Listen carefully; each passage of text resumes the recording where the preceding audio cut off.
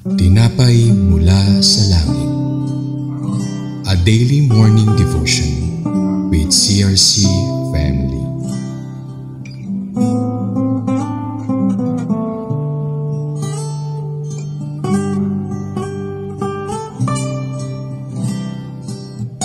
Hello po, magandang umaga po sa ating lahat. Kamusta po kayo? Ako nga po pala si Sister Natasha Delda, kabataan po na nagmula sa CRC Summerfield. Sa ating pong pagpapatuloy sa Tinapay Mula sa Langit for our daily devotion, sisimulan po muna natin ito sa panalangin. Samahan niyo akong yumuko at damin natin ang presensya ng ating Panginoon. Magandang umaga sa iyo, Panginoon. Nagpapasalamat po kami sa mahayahay na kapahingahan na inyong pinaranas sa amin. Maging sa aming paggising, salita mo ang siyang nagsisilbing almusal sa amin, sa aming spiritual life. Humihingi kami ng kalinisan at kapatawaran sa bawat pagkakasala at pagkukulang namin, Ama. Salamat po sa aming pagbubulay-bulayan ng mga salita mo. Gamitin niyo po ako bilang instrumento na makapagpahayag ako ng tama, walang duda at may buong katapatan na sa iyo manggagaling. Turuan niyo kami lumapit na may kababaang loob sa inyo, Ama, at ikaw nawa ang siyang marinig ng mga masisipag mong lingkod na tagapakinig.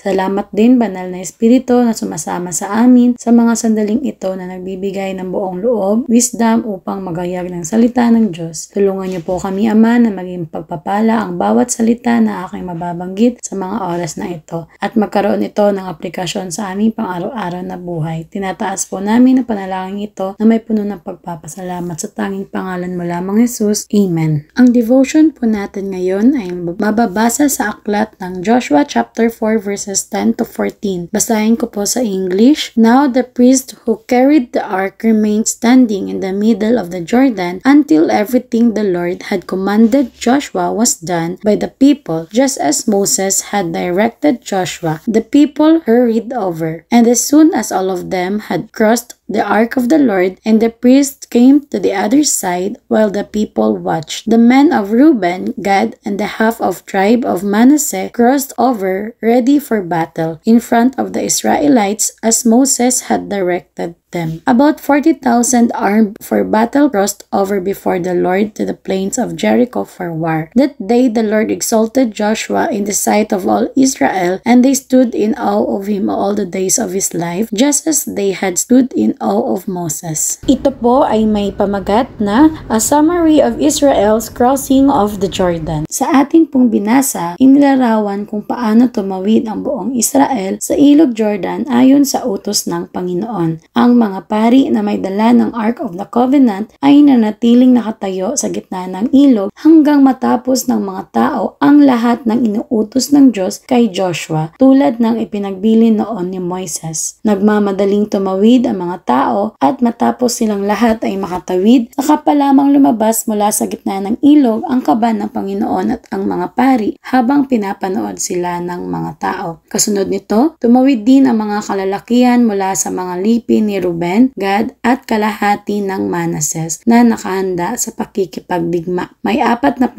silang sundalo na dumaan patungong kapatagan ng Jericho upang harapin ang labanan. Sa huli, pinarangalan ng Panginoon si Joshua sa paningin ng buong Israel. Mula noon, gumalang at humanga sa kanya ang mga tao sa buong buhay niya gaya ng paggalang nila noon kay Moises. Sa kwentong ito, makikita natin kung gaano kahalaga ang pagsunod sa utos ng Diyos. Kahit na ito ay mahirap o nakakatakot, ang mga pari ay nanatili sa gitna ng ilog, hindi sila umalis hanggat hindi tapos ang lahat. Ipinapakita nito na minsan, tinatawag tayo ng Diyos na manatiling tapat kahit nasa gitna tayo ng alanganing sitwasyon ng ating buhay, sa delikadong lugar o sa panahon ng paglipat. Makikita rin natin ang katapatan ng mga tribo na kahit tapos na sana ang tungkulin nila, ay patuloy silang nagbigay ng kanilang tulong. Ito po ay mababasa natin sa aklat ng Joshua chapter 1 na kung saan na-grant na ng Panginoon sa kanila ang kanilang lupain. Tumulong pa rin sila sa kanilang kapwa. Ipinapaalala nito na ang tunay na pagkakaisa ay hindi lang sa salita kundi sa gawa. At higit sa lahat, sa pamamagitan ng pangyayaring ito, tinataas ng Diyos si Joshua bilang bagong leader. Hindi dahil siya ay perpekto, kundi dahil siya ay masunurin at tapat. Ginamit ng Diyos ang kanyang pagsunod para para ipakita sa bayan kung sino ang pinili niyang mamuno. Ito po ay nagbibigay ng 3 aplikasyon sa buhay natin. Una, stay where God placed you until He says it's done. Just like the priest, minsan ilalagay ka ng Diyos sa gitna ng ilog. Ang ilog po dito ay pinipresenta ang emosyon ng nakakatakot at mahirap, pero ang pananatili mo roon ay pagsunod at pagtitiwala sa Kanya. Pangalawa, be faithful to your promises. Katulad ng mga kalalakihan mula sa Reuben, Gad at Manases, tinupad nila ang kanilang pangako sa kapwa kahit mahirap. Tayo rin ay tinuturuan na maging tapat sa commitments natin, especially sa time, sa ministry, sa church, sa pamilya, sa kaibigan, sa mga mahal sa buhay, or sa school man. At last, God honors obedience. Hindi natin kailangang ipilit ang sarili nating leadership o kagustuhan dahil ang Diyos mismo ang magtataas sa atin sa tamang panahon kapag tayo ay tapat sa Kanya gaya ng ginawa niya kay Joshua. Para po sa ating conclusion, ang kwento ng Joshua chapter 4 verses 10 to 14 ay paalala na ang pagsunod sa Diyos, pananatiling tapat sa Kanyang utos at pagkakaisa bilang isang bayan ay susi sa tagumpay at pagpapala. Ang Diyos ay hindi lang gumagawa ng himala para makatawid tayo sa mga hamon ng buhay. Nananatili siyang kasama natin sa gitna nito. Tulad ni Joshua, kung mananatili tayong masunurin at mapagkumbaba, ang Diyos ang magtataas sa atin sa tamang panahon. At tulad ng mga tribong tumulong sa kapwa, tayo rin ay tinatawag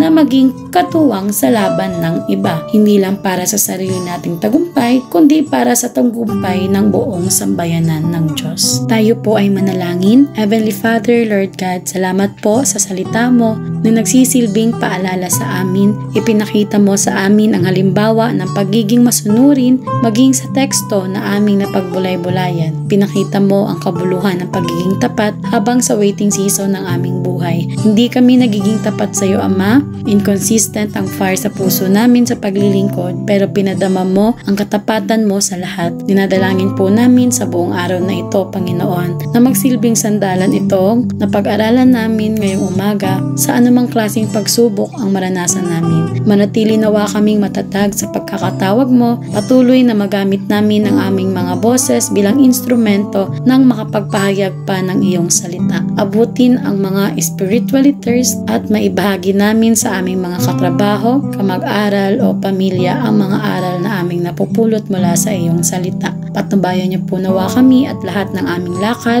tatrabahoin anumang mga task namin ngayon ay maging representasyon kami ng kabutihan sa kapwa. Salamat pong muli, Ama, tinataas ka po namin, niluluwalhati, dinadakila. Sa iyo po ang lahat ng kapurihan sa pangalan mo lamang Jesus. Amen. Maraming salamat sa inyong pakikinig sa ating programang Tinapay Mula sa Langit, mga kapatid. Sikapin po nating aralin at saliksikin ang salita ng Diyos dahil ito po ay nagbibigay buhay na patotoo sa bawat isa sa atin at nagsisilbing kalakasan sa oras ng ating kahinaan. Tunghayan po nating muli ang programang ito at sabay-sabay nating tuklasin ang magandang balita na iahayag sa atin sa araw ng bukas. Pwedeng-pwede po natin itong i-share sa ating mga mahal sa buhay, sa ating mga kaibigan, para mas marami, mas masaya ang pinagpapala ng ating Panginoon. Magandang umaga pong muli sa ating lahat. Pagpalain po nawa tayo ng ating Diyos.